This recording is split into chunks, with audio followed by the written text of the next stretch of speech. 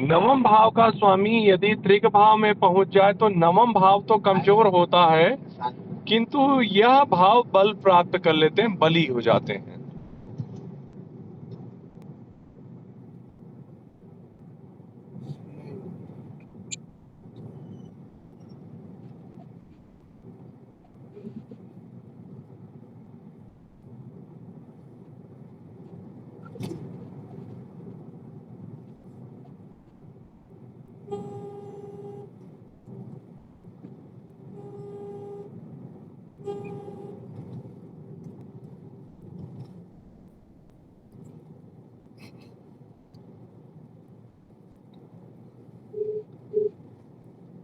नवमेश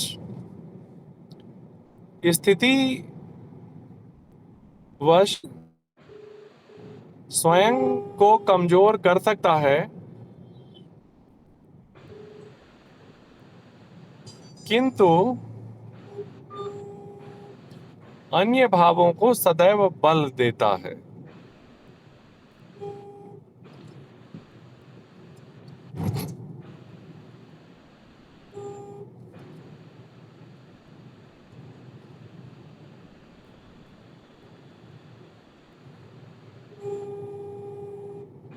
रजत, hello. नवम भाव से धर्म पत्नी का मेरा भी जाना नहीं विचार हो रहा किया है जाता है। क्योंकि मेरा पेट दुख रहा है। ठीक है ना? Okay okay.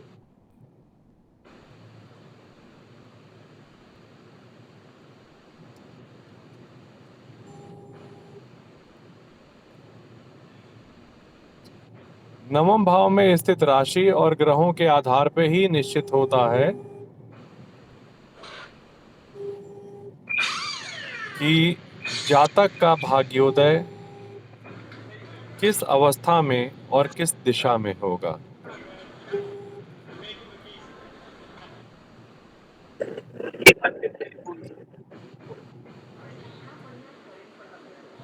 नवम भाव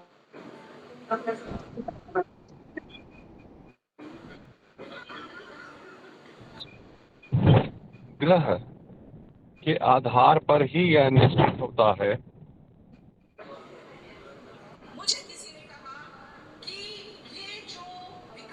कि जातक का भाग्योदय किस अवस्था में और किस दिशा में होगा।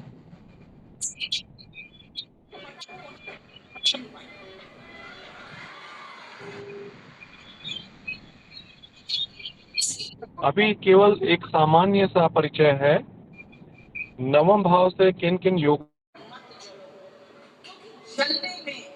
जीवन पर क्या प्रभाव पड़ता है, लग्न और नवम का संबंध परस्पर एक दूसरे को किस तरीके से प्रभावित करते हैं, ये सब कुछ हम बाद में पढ़ेंगे दूसरे आवरण पे।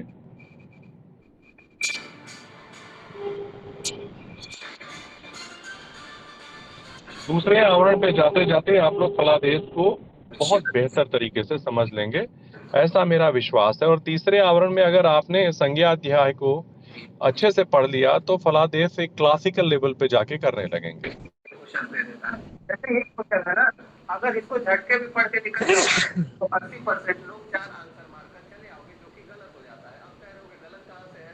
देखो, और 5वें लेवल तक आपके फलादेश का परिणाम दिखने लग जाएगा, उसमें जीवंतता आ जाएगी। इस नंबर का वर्गमूल निकालना है, इसका वर्गमूल निकालेंगे। अभी हम सामान्य सा परिचय लेकर चल रहे हैं, आपकी मजे लेने के लिए जैसे एक क्वेश्चन है ना, अगर क्योंकि उसके बाद हम लोग देखेंगे कि योग क्यों बनते हैं, योगों का क्या प्रभाव है, क्या प्रत्येक योग हर व्यक्ति के जीवन में एक जैसा प्रभाव डालते हैं। तो हम पाएंगे ऐसा नहीं होता, क्यों नहीं होता, हम वो सारा अध्ययन करेंगे।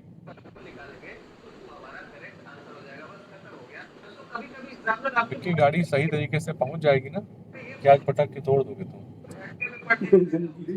मुझे क्लास लेनी है और तुम मुझे डिस्टर्ब कर रहे हो, ऐसी गाड़ी चलाओगे तो मैं परेशान हो जाऊंगा।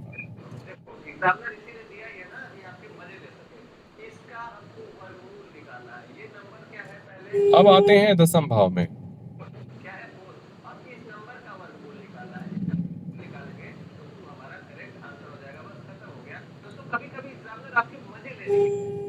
दसम भाव अगर इसको झटके में पढ़ के निकल जाओगे तो यह व्यक्ति का कर्म भाव है। आओगे, जो कि गलत हो जाता है। अब कह रहे हो जातक शब्द का चयन करें, व्यक्ति नहीं। सर इसीलिए दिया ये ना यह जातक का कर्म भाव है। का हमको वर्गमूल निकालना है। ये नंबर क्या है पहले?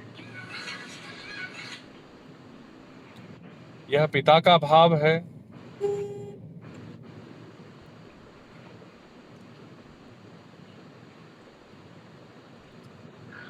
चार केंद्रों में, जन्मांक के चारों केंद्रों में यह विशेष स्थान रखता है।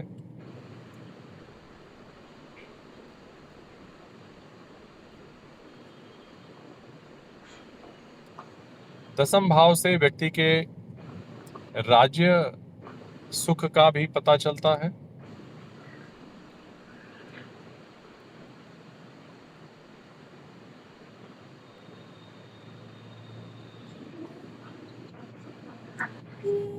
दसम भाव में स्थित ग्रह सदैव भाव फल प्राप्त करते हैं।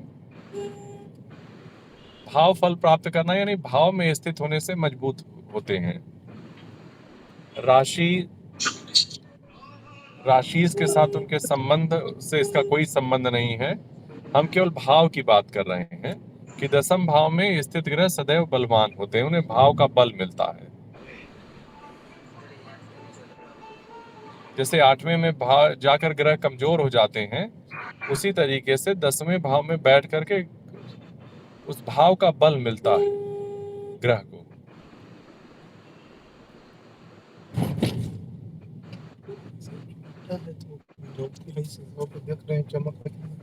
तुम्हें इतना तेज चलने की क्या जरूरत है? अब तुम सही चल रहे हो।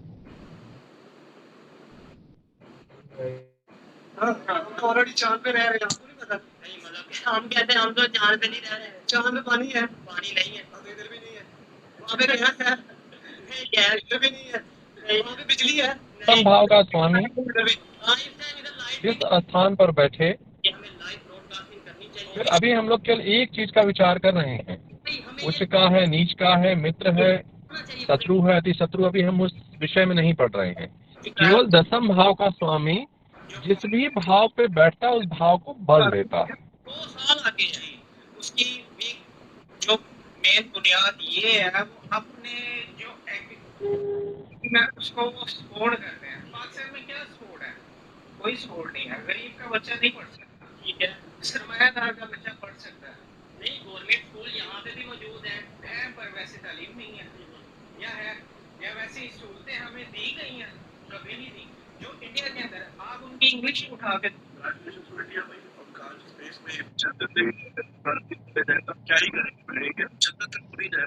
हम एक सामान्य परिचय दे रहे हैं, फिर बताता हूँ। जैसे रिश्तों को आपने पहचान लिया ना कि किस भाव से किस रिश्ते का विचार किया जाता है। कोई भी योग बनता है या कोई भी चीज बनती है तो उसका कोई ना कोई आधार होता है, निराधार नहीं बनती।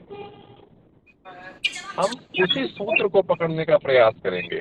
एक बार आपने सूत्र पकड़ लिया तो बड़े आराम से फिर फल कथन करेंगे और बहुत गहराई में उतर जाएंगे। आप जितना गहराई से सोचना चाहते हैं सोच लेंगे। अगर उनकी जो है ना वो स्टेटमेंट इस तरह की हो तो फिर हम उनसे सीरियसनेस की आगे क्या उम्मीद रख सकते हैं? बात सही है। दुनिया के अंदर 4 ममालिक हैं जो अब तक फिर संभावनाओं पर कार्य नहीं करेंगे। यूएसएसआर तीसरा। लेकिन सूचनाएं इतनी अधिक हैं, उनका प्रयोग आप कितना बेहतर तरीके से कर पाते हैं ये आपके व्यक्तिगत प्रयास और अभ्यास का। ठीक है, और आप ये देख रहे हैं कि अगर ये दूसरे जितने ममालिक थे जो इसका विषय नॉर्थ की तरफ, तो एरिया जो वाले थे इन्होंने कहा कि हम साउथ की तरफ जाके एक्सप्लोर करेंगे। उन्होंने लिखे वहाँ पे कुछ वाटर मॉलिक्यूल्स करें। एकादश भाव आगे निकल गए। क्या बात है सर। अष्टम के बाद सबसे मुश्किल एकादश भाव ही है।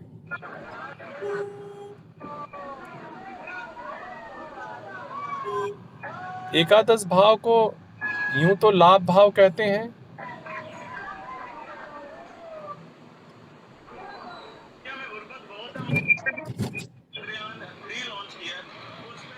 व्यक्ति के जीवन में किया हुआ प्रत्येक प्रकार का कर्म, चाहे वो धन से संबंधित हो, विद्या से संबंधित हो, कर्म से संबंधित हो, यानी इस जीवन में जितने प्रकार के भी लाभ हो सकते हैं उन सबका विचार एकादश भाव अथवा लाभ भाव से किया जाता है। हुक्मरानों को धिक्कार रहे। आप देखें, मैं बीएससी इंग्लिश कर रहा हूँ, ये बिल्कुल पता नहीं 14वीं सदी का सिलेबस पढ़ाया जा रहा है, कोई उसमें मतलब कुछ नहीं है, वो पता नहीं। अब देखें, वो मुझे कब समझ नहीं उनकी, मतलब पता नहीं कौन सा इंग्लिश पढ़ाई जा रही है। भारतीय मिशन एक बार फिर नाकाम। भारत का चंद्रयान 3 चांद के बजाय ऑस्ट्रेलिया जा पहुंचा। और ये है मोदी का शाइनिंग इंडिया। चांद पर कब्जे की एक नई जंग का आगाज हो चुका है। रूसी खलाई जहाज ने भारतीय खलाई जहाज चंद्रयान को शिकस्त दे दी है। देखिएगा लाभ भाव में स्थित rebel prime minister Shri Narendra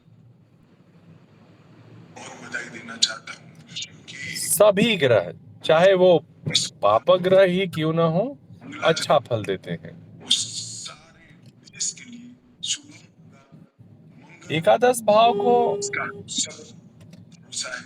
फिर से सभी देशवासियों को बहुत बधाई। एकादश और जो तीसरा भाव है तृतीय भाव, गृहमंत्री अमित शाह इन जिन्होंने दोनों कहा भावों की यही विशेषता है पहली बार कि इसमें स्थित है कि दक्षिण ध्रुव पर सारे ग्रह अच्छा फल देते हैं, हमने लैंड किया है और वहां पर हम आगे का काम करेंगे। लेकिन छठे के साथ ऐसा नहीं। क्योंकि छठे भाव में केवल पापक ग्रह अच्छा फल देते हैं, में ये मिशन कैसे आगे बढ़ेगा, इन सब पर बोलते हुए देश के गृह लेकिन मंत्री तीसरे और एकादश भाव में स्थित करते हुए सुन रहे थे। चाहे वो क्रूर ग्रह हो, चाहे वो पापक ग्रह हो, चाहे वो शुभ ग्रह हो, सभी अच्छा फल देते हैं। बधाई दी है और इसी के साथ भारत के लोगों को भी बधाई दी है और कहा है कि दक्षिण पोल पर जो ये चंद्रयान इतना सब कुछ होते हुए भी ऐतिहासिक लैंडिंग है, उससे आने वाले वक्त में पूरे विश्व को जानकारी मिलेगी।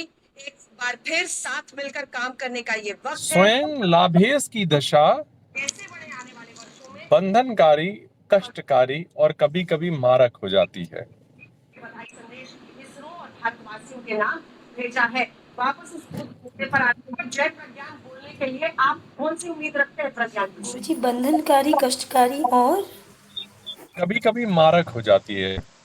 पहले फिर उसको सेकंडर करता हूँ कि लोगों में इतना एक्साइटमेंट है कि वहाँ पे हम कैसे जीवन यापन करेंगे और वहाँ क्या क्या चीज़ें हैं।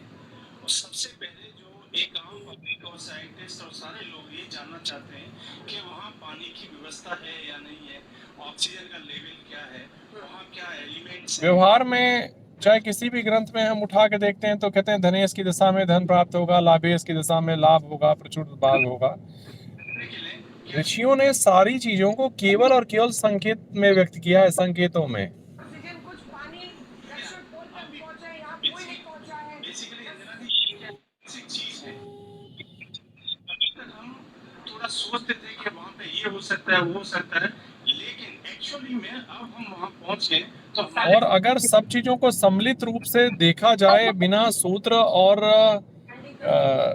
कह सकते हैं सिद्धांत को दिमाग में बैठाए हुए तो एक भ्रम की स्थिति में पड़ जाएंगे, समझ में ही नहीं आएगा कहें तो क्या कहें। नजरिया वो ये है कि वो जो खनिज है वहाँ पे वो अनएक्सप्लोर्ड है, तो हमें बहुत सामने वाले की स्थिति आपको पता होगी तो कारण तो नजर आएगा, लेकिन इसके आधार पे आप व्यक्ति के विषय में कुछ बोल पाए वो दिक्कत आएगी उसमें। सारी चीजें हैं। इसके अलावा वहाँ पे जो फ्यूल है और जो आप कारण देख पा रहे हैं वो कारण सही है या नहीं है वो अलग विषय है। महत्वपूर्ण है कि वो एक्सोप्लैनेट्स के लिए इस्तेमाल कर सकते हैं, वो हमारा एक लॉन्चिंग पैड बन सकता है। ठीक है, जो हम दूर क्योंकि मस्तिष्क कार्य कारण संबंध जोड़ लेता है, लेकिन जो संबंध आपके मन ने जोड़ा वो सही है या नहीं इस बात की भी कोई गारंटी नहीं है। से दो चीजें समझ में आती हैं। पहली तो कि जितने भी हमने उसमें इंस्ट्रूमेंट्स लगाए हैं, साइंटिफिक इक्विपमेंट्स, वो सभी कहीं ना कहीं स्पेक्ट्रोस्कोप या फिर देखा जाए कि उनके अंदर क्या क्या चीजें हैं, कितने मात्रा में है, हम लोग चंदवक पहुंच आए। चीजें हमें पता लगेंगी। तो इससे दूसरा पॉइंट क्या आता है कि हमें समझ आएगी कि किसी भी बड़ी सेलेस्टियल ऑब्जेक्ट, किसी अब आते हैं 12वां भाव। की बॉडी होती है, उसके अंदर अगर आपको जानना है क्या क्या मटेरियल है तो उसकी टेक्नोलॉजी हमें पता चलेगी। हाँ, इतना लिख देते हैं स्मार्ट है कि आज से 30 साल पहले हमने शुरू करे थे इसमें एकादशेष दुनिया को लीड कर रहे हैं रॉकेट इंजन्स में। हमारे पास सॉलिड फ्यूल की टेक्नोलॉजी, लिक्विड फ्यूल की टेक्नोलॉजी, क्रायोजेनिक इंजन्स की टेक्नोलॉजी, सब कुछ त्रिक भाव में कमजोर हो जाता है, जैसा कि सारे ग्रहों के साथ होता है। अभी तक सिद्ध नहीं कर पा रहा पूरी तरह से कि हमने क्या हासिल कर लिया। लेकिन अन्य किसी भाव को जाएंगे, उसके बाद धरती पे इस तरह की नॉलेज एकादश हम देख पाएंगे फ्यूचर में कि कहाँ एक्विफर्स है, कहाँ हमारे देश के अंदर खाली जगह है जहाँ पर पानी इकट्ठा होता है, हर साल बारिश से रिजुविनेट हो जाता है, उसका इस्तेमाल हम अपने पीने के लिए तृतीयेश और एकादशेश के साथ यही है कि इनमें कोई ग्रह कहाँ पानी कहाँ से कहाँ तक रिश्ता है, सरफेस कार्टोग्राफी में यूज कर सकते हैं। गुरुजी आवाज ब्रेक हो रही है बीच बीच में। लेकिन जब तृतीयेश और एकादशेश का एक स्वभाव है कि तृतीय और एकादश भाव में बैठकर ग्रह कोई खराब फल नहीं देते, मतलब भाव की वजह से खराब फल नहीं देते। इसे इतना ही समझे। उच्च के हैं, नीच के हैं, मित्र के हैं, शत्रु भाव से, वो अलग विषय है। और सफल तरीके से लेकिन केवल भाव विशेष की अगर चर्चा की जाए तो तृतीय और एकादश में बैठ करके सामान्यतया ग्रह अच्छा फल देते हैं। कल्पना कीजिए और तृतीयेश इंसान क्या कुछ नहीं कर सकता है अगर हिम्मत और लगन हो। और एकादशेश किसी भाव को खराब भी नहीं करते। देश के लिए भी और इसरो के लिए वैज्ञानिकों की तो शान की बात पूछिए ही मत। किंतु इनकी दशा अथवा अंतर्दशा कष्टकारी होती है। उस वक्त कैसे इसरो का हेडक्वार्टर तालियों की गड़गड़ाहट से गूंज उठा। बहुत ही उम्दा हार्ड वर्क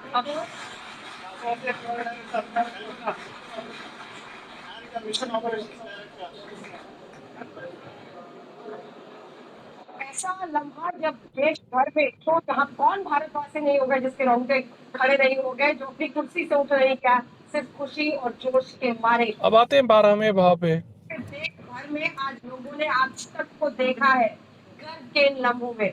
और अब आपको दिखाते हैं इसरो के चेयरमैन ने प्राय खास बात 12वें भाव को व्यय भाव कहते हैं। के फोन पर बात की। आइए सुनते हैं चंद्रयान के कामयाबी पर क्या कहा।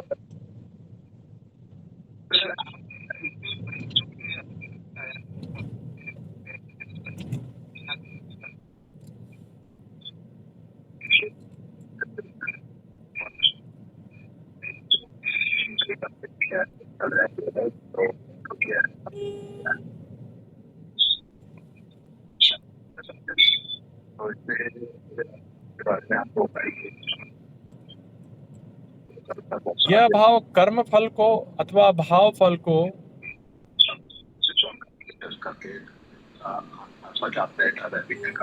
या इसके लिए अच्छी लाइन और लिखो कि यह भाव भाव फल के प्रति उदासीनता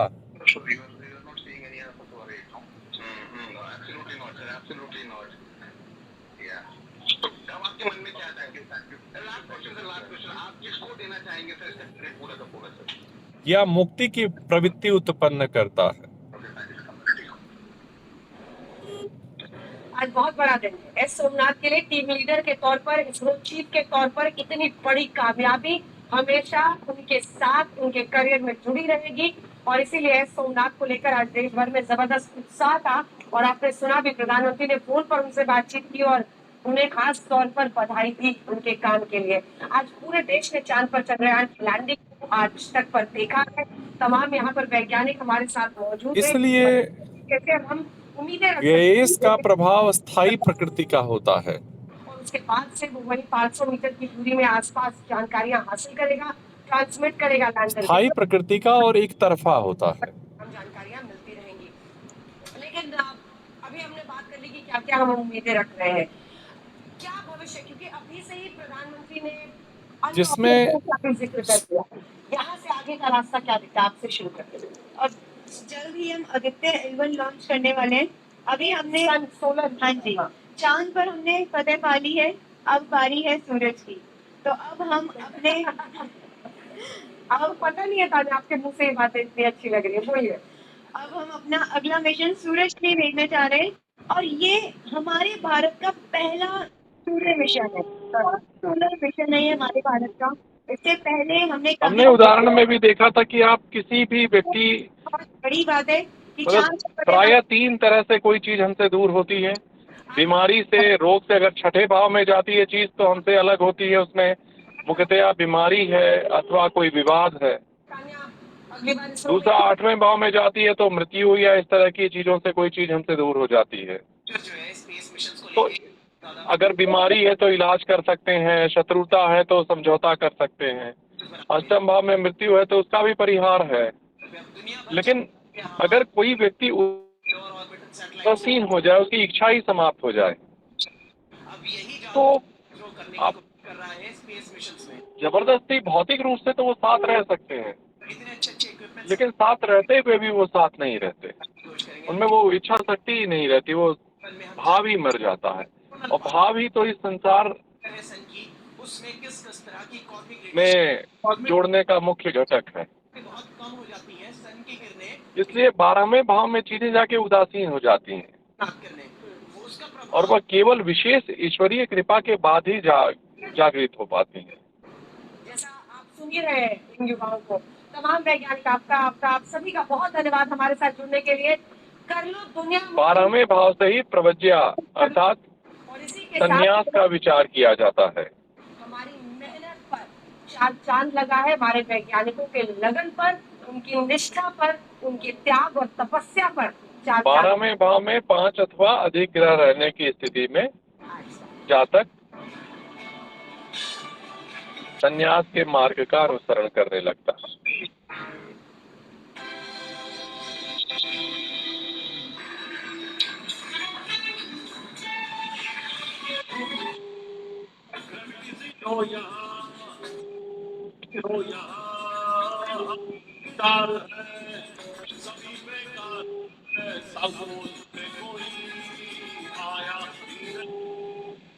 यह सांसारिक जीवन से मुक्ति का मार्ग है।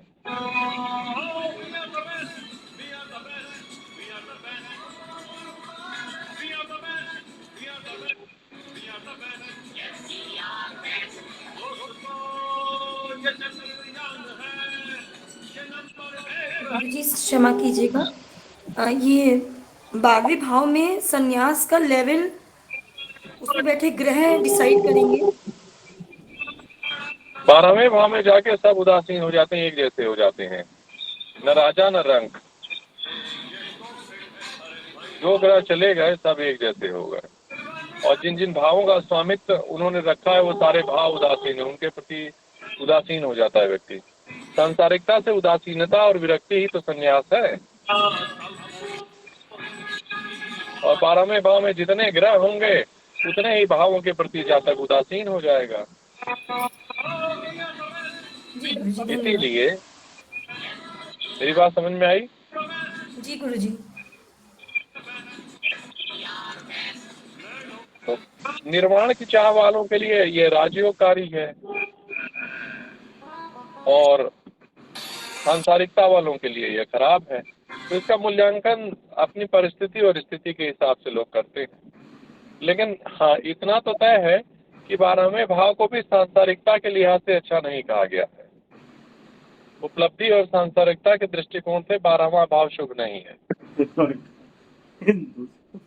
गुरुजी, अगर वहाँ ग्रह ना हो, राशि हो, तो क्या राशि भी भावहीन हो जाएगी या उसका ग्रह स्वामित्व ग्रह भी उदासीन हो जाएगा? भावहीन अलग विषय है। ऐसा प्राय देखा जाता है ना कि इसके प्रवृत्ति आदमियों में पलायन की प्रवृत्ति विकसित होने लगती है। 12वां भाव बली हो तो प्राय विदेश की यात्राएं करवाने लगता है। पहले हमारे वैदिक धर्म परंपरा में विदेश को या देश निकाला को एक सजा के रूप में रखा जाता था।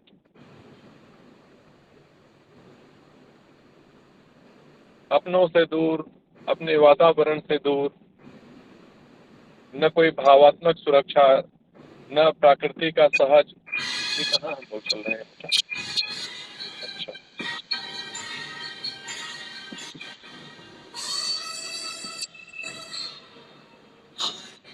तो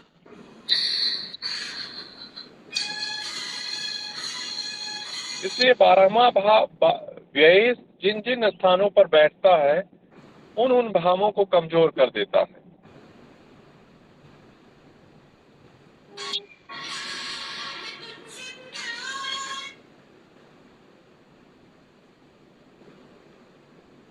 तो एक तो हमने एक सामान्य परिचय लिया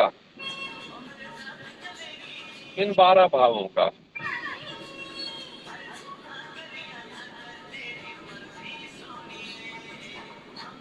किसी के मन में कोई जिज्ञासा हो, कोई प्रश्न हो तो पूछ सकता है।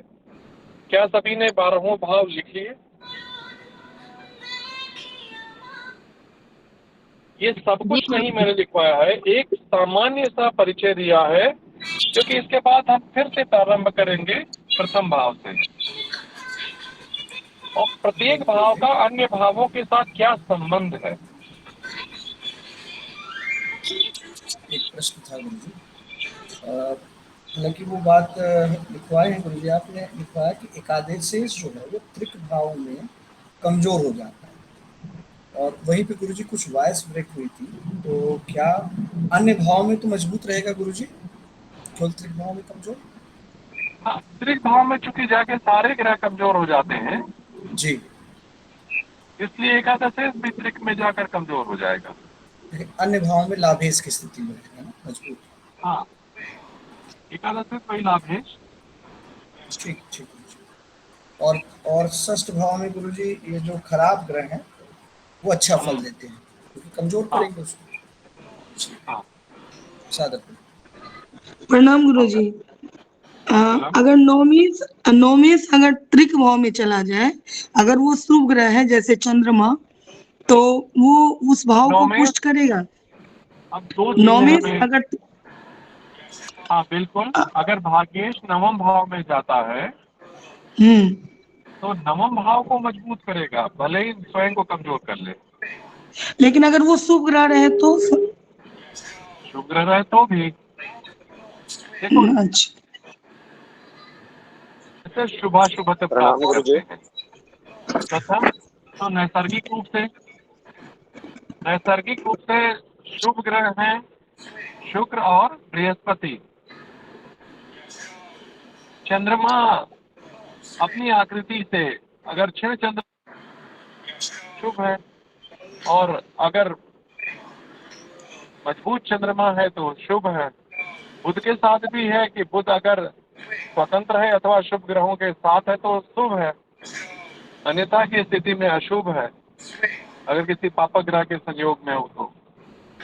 पापक ग्रह तो नैसर्गिक रूप से सदैव अशुभ है, लेकिन ये पापक ग्रह भी शुभत्व को प्राप्त करते हैं अगर वो शुभ भावों के स्वामी हो। दूसरा शुभत्व का विचार उनके स्वामित्व से होता है। भावपति होने के बाद अगर ये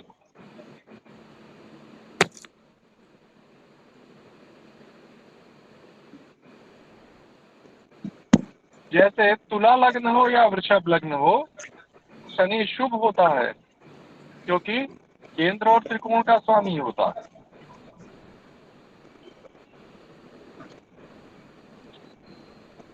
तो शुभाशुभ तो दो तरीके से होता है, एक नैसर्गिक और एक आवेश के है।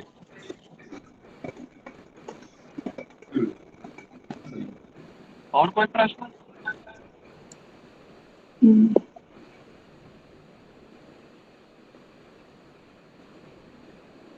कोई मन में जिज्ञासा?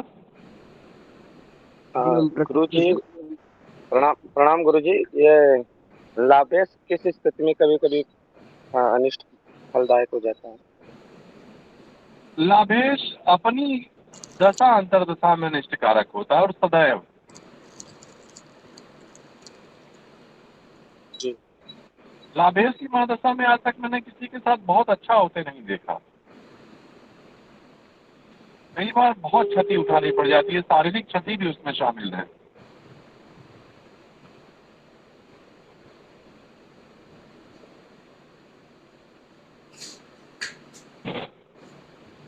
हरिओम गुरु जी। तो मैं क्या ऐसा मानूं कि जो प्रथम परिचय है इससे आप सभी लोग परिचित हो गए ग्रहों भावों से। प्रथम भाव को क्या कहते हैं, प्रथम भाव का शुभाशुभत्व क्या है, उनकी प्रवृत्ति किस तरीके से है। कई तो भाव ऐसे हैं जो स्वयं खराब हैं और दूसरों के संपर्क में आने से उन्हें भी खराब कर देते हैं। कुछ भाव हैं जो अच्छे हैं, दूसरे भावों को बल ही देंगे, भले ही स्वयं कमजोर हो जाए, लेकिन उनके संपर्क में आने से और उनकी स्थिति से अन्य भावों को अथवा अन्य ग्रहों को लाभ ही प्राप्त होता है, उनसे कोई नुकसान नहीं होता। तीसरी स्थिति ऐसी है जहाँ पे कि भाव अपनी स्थिति से तो किसी को प्रभावित नहीं करते और उनके घरों में जाके लोग अच्छा फल प्राप्त करते हैं, लेकिन जब उनकी दशा आती है, उनकी समय आती है, उस समय वो मारक प्रभाव देते हैं, तकलीफ वाला प्रभाव देते हैं।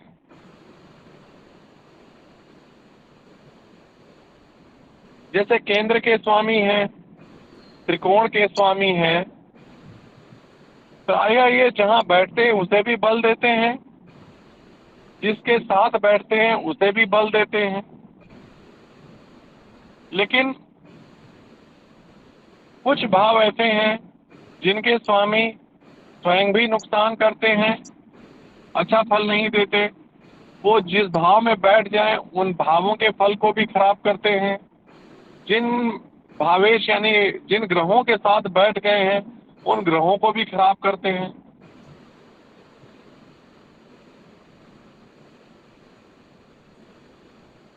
हमने 3 तरह के ग्रहों की स्थिति, 3 प्रकार की स्थितियों को देखा।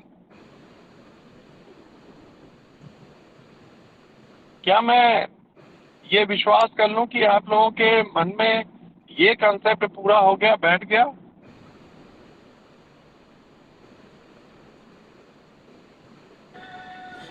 हरिओम गुरुजी, ये जो तीनों स्थितियां हैं गुरुजी, अगर आप पुनः हम लोग को बोल दें, लिख सकें, क्योंकि मैंने पुरानी कक्षा अगले लेवल। अच्छा ठीक है गुरुजी, ठीक है। सागर हरिओम गुरुजी। गुरुजी आप अभी कह रहे थे कि यही जिन अब हम देखते हैं पर बैठता है, किसी भी कुंडली के विचार को लिए हम सबसे पहले कुंडली को अपने सामने रखते हैं। गुरुजी नवीन जी कुछ कहना चाह रहे हैं। हरिओम, नवीन जी कुछ कहना चाह रहे हैं गुरुजी।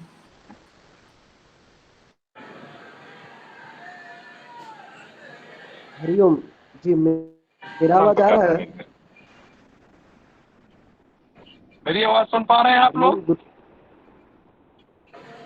जी गुरुजी, आपकी आवाज आ रही है? आ रही है ना? नवीन भैया आप तेज बोलो। गुरुजी है ना, उसमें यात्रा में है। हरिओम गुरुजी, मेरी आवाज आ रही है आपको? किसी भी जन्मांग को देखने के प्रारंभिक तरीके हैं। अब हम इससे ऊपर थोड़ा उठ करके सोचने का प्रयास करेंगे, लेकिन इस दूसरे स्तर को, जिसने प्रथम स्तर को और संज्ञा को बेहतर तरीके से समझा हो,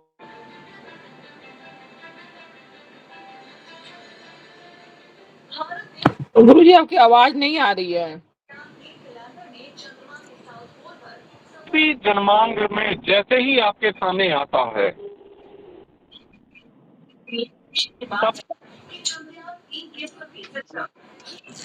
गुरुजी प्रणाम, आपकी आवाज बीच बीच में ब्रेक हो रही है गुरुजी।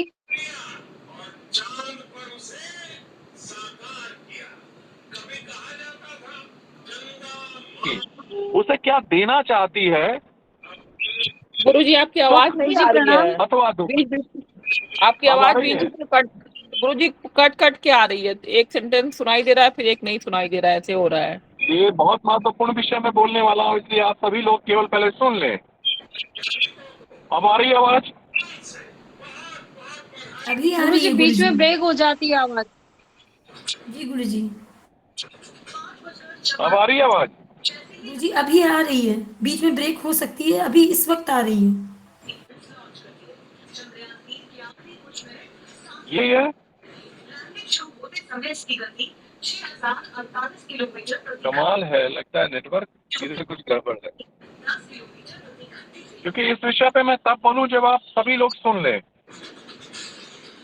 ये सबसे महत्व का विषय है कि किसी भी व्यक्ति के जन्मांग को देखते समय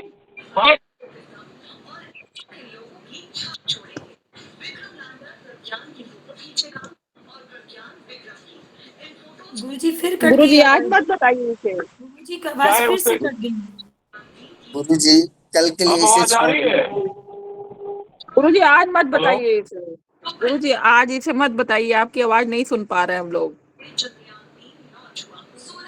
हाँ गुरुजी आज इस आवाज विषय बार को बार न ठीक है, बताइए, क्योंकि ये आवाज इतना नहीं आ महत्व रही है। का विषय। ठीक है, तो हम इसे कल ही रखते हैं, क्योंकि ये इतना महत्व का विषय है कि आपके मन में वो प्रथम दृष्टि आएगी द्वितीय आवरण की।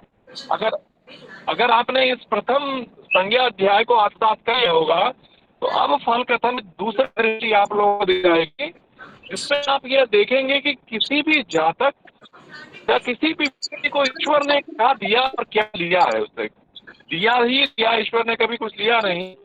वो अलग बात है, उसे कभी सुख जैसा सुख हो या कभी कष्ट जैसा हो।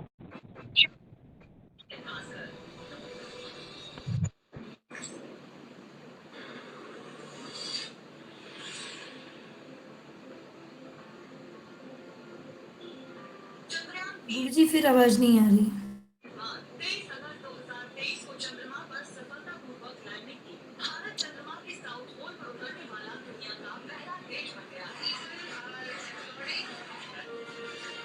सभी लोग आज यही निवेदन करें गुरुजी से दीदी कि आज गुरुजी ना बताएं, क्योंकि ये महत्वपूर्ण विषय है और कहीं छूट गया तो फिर पछताएंगे हम लोग।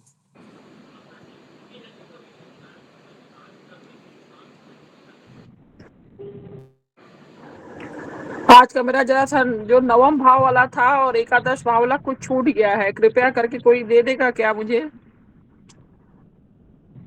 जो यही लिखा हो प्रार्थना पूरा। व्यास की है दीदी कि यदि नवम से लेकर के द्वादश तक कोई लिखा हो तो मुझे दे दे। मैं द्वादश वाला तो लिख लिया हूँ, तो 9, 10, 11 3 नहीं है।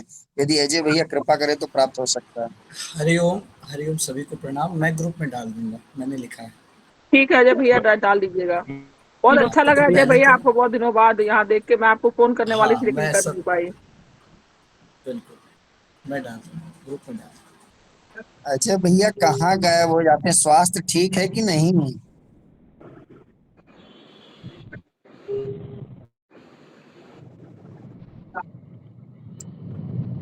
गुरुजी कुछ कुछ बोल रहे हैं लेकिन आवाज नहीं आ रही है। हाँ अब आ रही है आवाज? गुरुजी नहीं गुरुजी, गुरुजी बस इतना ही सुनाई देता है कि अब आ रही है आवाज, उसके बाद नहीं सुनाई नेटवर्क इशू देता। लग रहा है यात्रा के कारण। ठीक है, तो मैं सिर्फ एक ही चीज कहूंगा आप लोगों को कि फलादेश कैसे किया जाता है। अब आप लोग वो समझने की कोशिश करें और प्रथम आवरण से हम दूसरे आवरण की तरफ बढ़ेंगे। यह दूसरा आवरण बताता है किसी भी व्यक्ति के जन्मांक को देख के कि प्रकृति अथवा ईश्वर उसे क्या देना चाहते हैं। ईश्वर सदैव देते हैं, लेते कुछ नहीं। वो अलग विषय है कि आदमी को वो ईश्वर की दी हुई चीज सुख के रूप में प्रतीत होती है अथवा दुख के रूप में।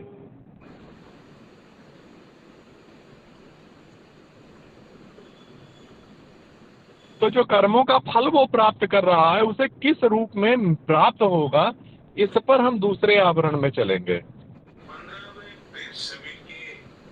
और बस एक ही मैं आप लोगों से प्रार्थना करूंगा कि दिमाग के अंदर किसी भी प्रकार का पूर्व ज्ञान आप लोग अभी न रखें, क्योंकि जितने भी योग हैं वो योग कैसे बनते हैं, कैसे घटित होते हैं, पहले उसे समझना होगा।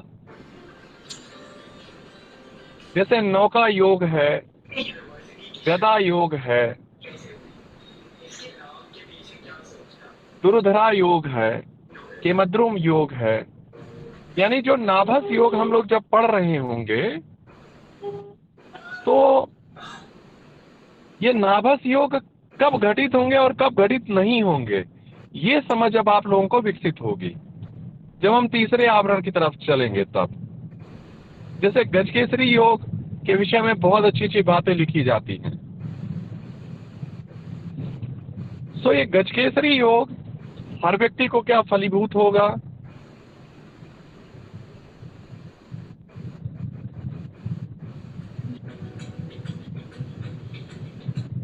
ये सारे के सारे विषय आप लोगों को स्पष्ट होंगे।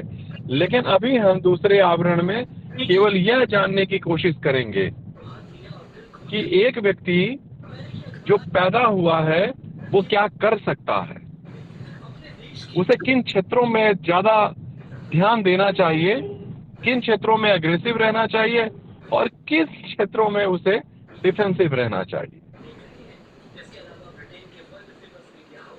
और ये बहुत महत्वपूर्ण होने वाला है और कोई बहुत मुश्किल भी नहीं है, लेकिन बहुत सरल भी नहीं है अगर पूर्व ज्ञान नहीं है तो।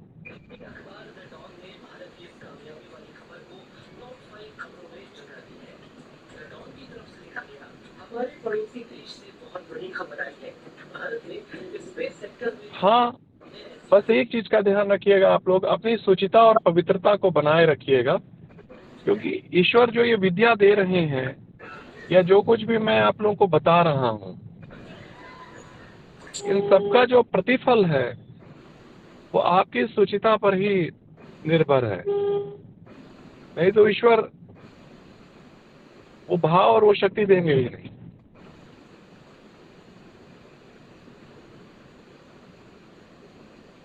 मेरी शुभकामनाएं आप सभी के साथ।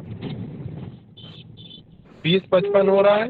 मन में कोई जिज्ञासा हो तो अभी भी पूछ सकते हैं, क्योंकि इस विषय को फिर हम कल ही लिखेंगे, क्योंकि महत्व विषय है। और मैं समझता हूं कि अगले 30 से 35 मिनट में इस चीज को मैं आप लोगों को बता दूंगा। आप लोग इसे लिख भी लीजिएगा और फिर आप लोगों को मैं सोचने के लिए होमवर्क दूंगा। इसमें जितना सोच सकते हैं सोचिएगा। ये एक अनंत क्षेत्र आप लोगों के लिए खोल दूंगा, जिसमें आप लोग चाहें तो एक ही भाव पे पूरी पुस्तक लिख देंगे। और विश्वास रखिए आप सब लिख सकते हैं।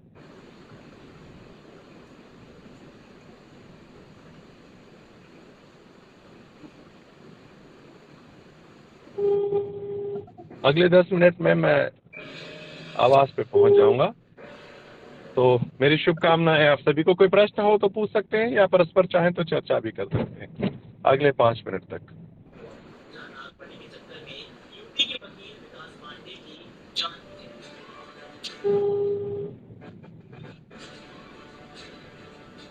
अगस्त को नागपंचमी से एक दिन पहले नागपड़ी के चक्रव्यूह में फंसे विकास पांडे की भारतीयों ने हत्या कर दी। दरअसल बात इसी साल की मई महीने की। नवीन भैया आप पूछ सकते हो गुरुजी से आप प्रश्न। जी पूछिए। सादर प्रणाम। मंगल हो।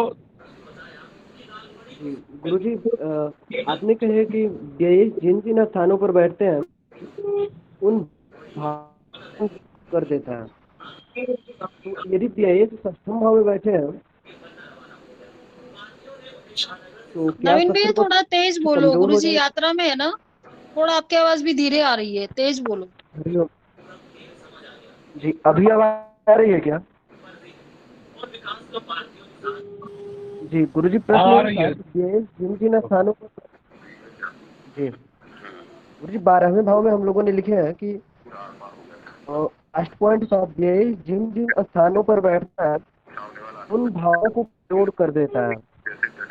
तो क्या व्यय से षष्ठम भाव में बैठा है तो शत्रु पक्ष को कमजोर कर देंगे? हाँ, तो वही तो राजयोग पैदा होगा ना।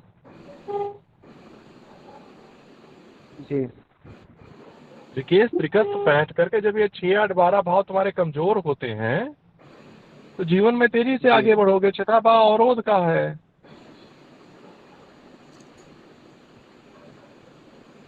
कुछ भाव बली होकर फल देते हैं, जीवन में आगे बढ़ाते हैं, कुछ भाव कमजोर होकर आगे बढ़ाते हैं। अब 6ठा 8वां भाव कमजोर होगा तो तुम आगे बढ़ोगे, आयु ज्यादा होगी।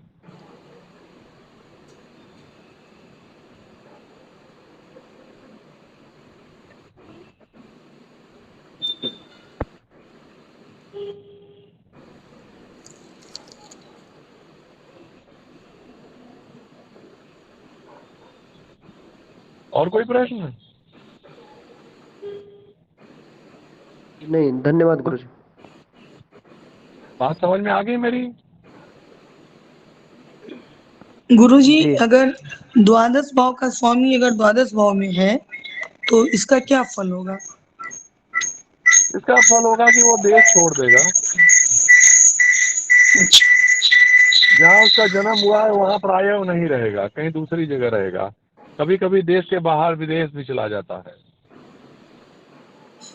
तो गुरुजी राहु और केतु हो तब? तुम्हारी कुंडली में 12वां बुध है, देश के बाहर की यात्रा तुम्हारी कुंडली में लिखी हुई है। जहाँ तक मुझे याद है तुम्हारी कुंडली मैंने देखी है। क्या कहा तुमने? राहु या केतु हो तब गुरुजी? अगर केतु है तो देखो 12वें भाव में केतु और शुक्र अच्छा फल देते हैं। द्वादश केतु द्वादश शुक्र प्राय शुभ फल देते हैं 12वें भाव में। ये दोनों ग्रह एक्सेप्शनल हैं। लेकिन अगर राहु हो तो अच्छा फल नहीं देता, प्राय नेत्र विकार हो जाता है, ऐसे लोगों को चश्मा जरूर लग जाता है और बाहरी लोगों से बड़ी अनबन रहती है। आपके बाहर के संबंध कैसे होंगे ये इसी बात पर निर्भर करता है कि आपका 12वां भाव। गुरुजी अगर 12वें भाव में बुध का स्वामी हो करके शनि बैठा हो तो क्या फल देगा गुरुजी? किस भाव का स्वामी हो के? बुध का स्वामी हो करके शनि बैठा हुआ है गुरुदेव। बुध का स्वामी हो के शनि कैसे बैठ जाएगा? ग्रह किसी ग्रह का स्वामी तो थोड़े ही लेते हैं, वो राशि के स्वामी होते हैं ना जी। बुध का स्वामी बुध के स्वामी देवता होंगे जो भगवान विष्णु है। जी गुरुदेव, वही शनि बैठे हुए हैं उस पे। मुझे एक प्रश्न है, क्या एकादशेष पिता के लिए मारक होता है?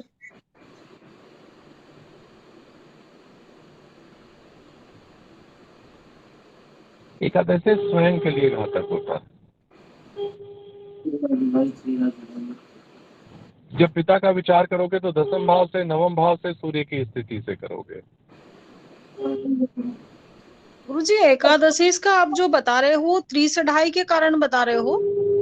3, 6, 11 3, 6, 11 और अगर उपचय स्थान पे बैठ जाए तो इस कारण से एकादशी का बता रहे हो गुरुजी? इसे तुम कोई भी संज्ञा या नाम दे दो, मैं तुम्हें वो चीजें बता रहा हूँ जो व्यवहार में तुम लोग को कुंडली में देखने को मिलेगी। जी गुरुजी प्रणाम। और गुरुजी जैसे शुक्र 12वें स्थान पे बैठा हुआ है, चाहे वो नीच का हो तो भी अच्छा फल देगा गुरुजी? और अच्छा फल देगा। जैसे नीच का होगा तो 12वें भाव को और कमजोर करेगा ना। त्रिक भाव में नीच के ग्रह अच्छा फल देते हैं। अगर गुरुजी तो तुला का धनाढ़ होगा गुरुजी फिर शुक्र है तो? हाँ तो फिर उसके पास में शुक्र है। आवाज में बहुत अधिक सीटी आ रही है। जी गुरुजी। हाँ बोलो। अगर शुक्र वहां पर बैठा हुआ है तो शुक्र तो वैभव का और धन का स्वामी है, तो क्या उसकी व्यक्ति के पास में वैभव धन संपत्ति और बाकी सब कुछ अच्छा रहेगा? नहीं, ऐसा नहीं है। 12वां शुक्र चूंकि वैभव और धन का स्वामी है, व्यय भाव में है, ऐसी स्थिति में ऐसा व्यक्ति सत्कर्मों में व्यय करता है, शुभ कार्यों में व्यय करता है। शुभ कार्य में जैसे मंदिर बनवाएगा, मठ बनवाएगा, आश्रम बनवाएगा, अस्पताल बनवाएगा, उसकी ख्याति तो होगी ये शुभ कार्यों में। अन्य स्थितियों में व्यक्तिगत भोग के लिए जब इन चीजों का प्रयोग करेगा तो अपने आप को नष्ट करेगा। भोग केवल उतना ही भोगो जितना शरीर बर्दाश्त कर सके। अगर गुरुजी अगर तुला में अगर शुक्र होगा 12वें भाव में तो फिर 12वें भाव को मजबूत करेगा, उसे फिर देश के बाहर भेज देगा, बाहरी लोगों से ज्यादा संबंध बना लेगा।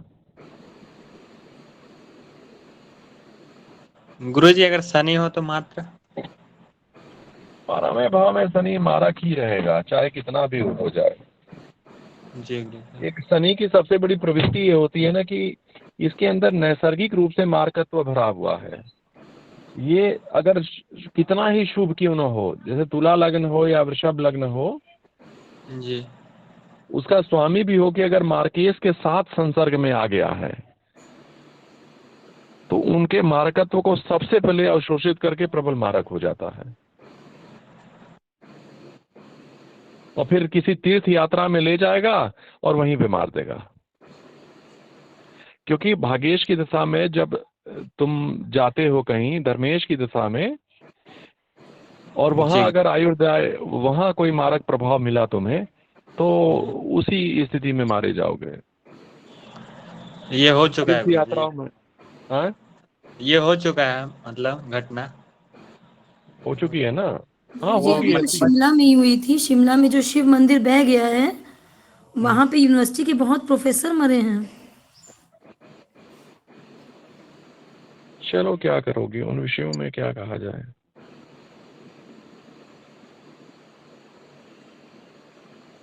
सबको उनकी स्थिति वहां ले जाती है।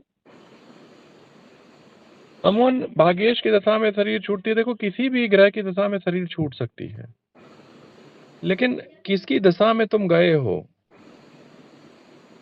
वो मृत्यु की गति बताती है। अमूमन भाग्येश की दशा में लोग जब जाते हैं धर्मेश की दशा में, तो तीर्थ यात्राओं में ही शरीर छूटती है। हाँ, अष्टम भाव की राशि, तृतीय भाव की राशि तय करेगी मृत्यु की प्रकृति क्या है। डूब के मरना है, ऊंचाई से गिर के मरना है, जल के मरना है, बीमारी से मरना है, रोगों से मरना है। ये अष्टम भाव की या जो तृतीय भाव की राशि है वो तय करती है, उसकी प्रकृति तय करती है। और जो बाकी जो भावेश हैं वो अपनी दशा में अलग अलग स्थानों पे ले जाके मारते हैं। घर के अंदर मरोगे, घर के बाहर मरोगे, एकांत में मरोगे, जंगल से मरोगे, किसी चौपाए के द्वारा मारे जाओगे। वो जब हम लोग आयुर्दाय पढ़ रहे होंगे उसी में इस प्रकरण को भी पढ़ लेंगे, क्योंकि जब कुंडली देखो तो सबसे पहले सचेत कर दो कि इन चीजों से जरा दूर रहना। ऊंचाई से किसी को दूर रहना, किसी को अग्नि से भय होता है, किसी को जल से भय होता है, किसी को अग्नियास्त्रों से भय होता है, तो उनको सचेत कर देना चाहिए पहले ही कि इन चीजों से जरा बच के रहना। साथ में आप ये जब देखोगे दृष्टि संबंधों के विषय में कि किस प्रकार से कौन सा भाव, कौन सा ग्रह किस भाव को प्रभावित कर रहा है, तो कई बार भाग्येश ही आयु का क्षय कर रहा होता है, कर्मेश भी आयु का क्षय कर रहा होता है। क्योंकि कई बार आप लोगों ने देखा होगा कि जीवन में बहुत अच्छा होता है, प्रमोशन होता है, ज्वाइनिंग होती है, घर में खुशी मनती है, लेकिन अगले ही क्षण पता चलता है सब खत्म हो गया। खुशी कब मातम में बदल जाए एक ही क्षण में। तो सभी तो ज्योतिष का ही विषय है। अब आप लोग उस चीज को समझने के लिए मैं समझता हूं तैयार हो रहे हैं धीरे धीरे, लेकिन इसके लिए सबसे आवश्यक यह है कि पहले संज्ञा अध्याय को पढ़ लें। हमने दृष्टि संबंध समझाने की कोशिश की है, उस चीज को समझ लें। क्योंकि अब मैं कल चलूंगा तो कल आप लोगों को ये बताऊंगा कि एक व्यक्ति को भगवान ने जिस क्षण भेजा है जीवन में, उसी क्षण ये तय कर देते हैं कि इसको क्या देना है। इसको धन देना है, इसको पराक्रम देना है, इसे देना क्या है। इसे आयु दी जानी है, लोभी होगा या भटकेगा, क्या करेगा, वो सब कुछ उसी समय तय और निश्चित हो जाता है जन्म के साथ ही। और कल आप लोग इसे समझेंगे सहज तरीके से, लेकिन उसकी प्रबलता और निर्बलता क्या होगी ये केवल और केवल अभ्यास से आएगा आप लोगों को। और इसके लिए ये जो पूर्व में पढ़ाई हुई चीजें हैं, इस पे जितना अच्छी कमांड होगी उतना ही अच्छा फलादेश प्रथम चरण द्वितीय चरण में आप लोग करेंगे।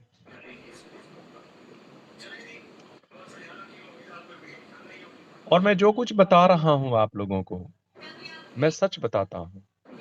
ये ऋषियों का ही वाक्य है, संकेतों को सुलझाने का प्रयास है, और व्यवहार में आप लोग वो सारी चीजें घटित होते देखेंगे।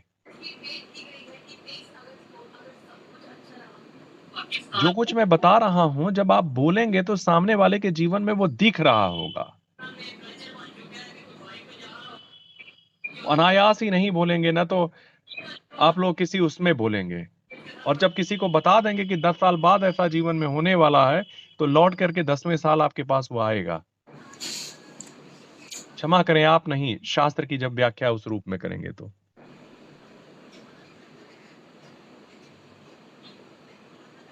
और ये चीजें कोई धन लेने वाला व्यक्ति नहीं बता सकता। ये अगर मेरे पास में हो कहीं कोर्स में एडमिशन लेकर नहीं प्राप्त कर सकते, तो ये बताऊंगा कि न तो बहुत सारी पुस्तकों को पढ़ करके प्राप्त कर सकते हैं। इसलिए इस भ्रम को तो निकाल दें कि 4 कूलिंग ज्यादा है। तो अगर इसका कल्चर पाकिस्तान में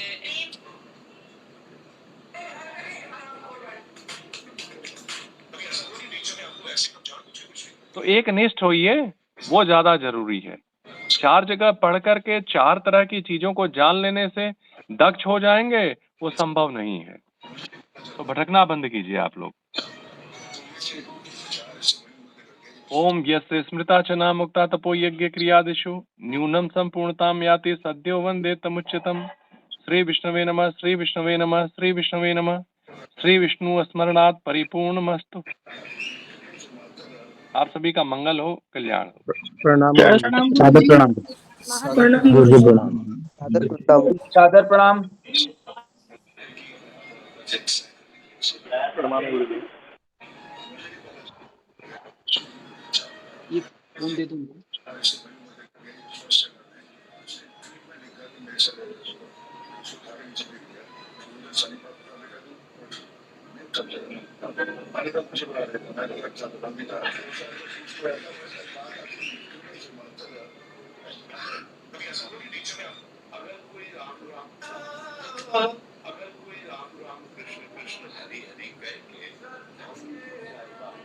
हो जाएगा, बढ़िया भैया, हमें कोई परेशानी नहीं।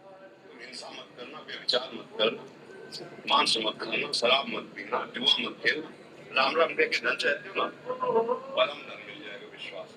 राम राम कह के यश चाहते हो ना, तो पूरा विश्व नमस्कार करेगा। गलत, अब अगर गलत